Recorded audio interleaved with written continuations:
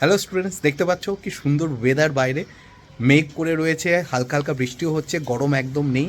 এই সুন্দর ওয়েদারের মধ্যে সুন্দর একটা খবর তোমাদের জন্য। যারা বিশেষত পুরনো ডাব্লিউবিসিএস অ্যাসপিরেন্ট তারা খুব চিন্তায় ছিলে, ফরম্যাট যদি পুরোপুরি চেঞ্জ হয়ে যায় তাদের আমাদের পুরনো প্রিপারেশন আর কোনো কাজে রাখবে না।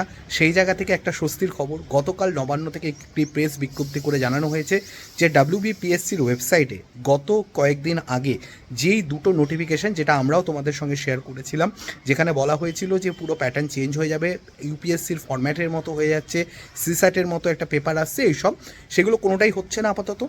এবং সেখানে কিন্তু বলা হয়েছিল প্রথম পেপার, যেখানে আগে কিন্তু বাংলা এবং নেপালির সাথে উর্দু, সাঁওতালি, এই ল্যাঙ্গুয়েজ এবং হিন্দি, এই তিনটে ল্যাঙ্গুয়েজে থাকতো, সেটাকে সরিয়ে দিয়ে কেবলমাত্র বাংলা এবং নেপালি রাখা হয়েছিল। এবার বলা হচ্ছে যে এই দুটো না, 5টা ল্যাঙ্গুয়েজই থাকবে, সবকটাতে পরীক্ষা দেওয়া যাবে, ফরম্যাটও পুরনো ফরম্যাটেই পরীক্ষা হবে।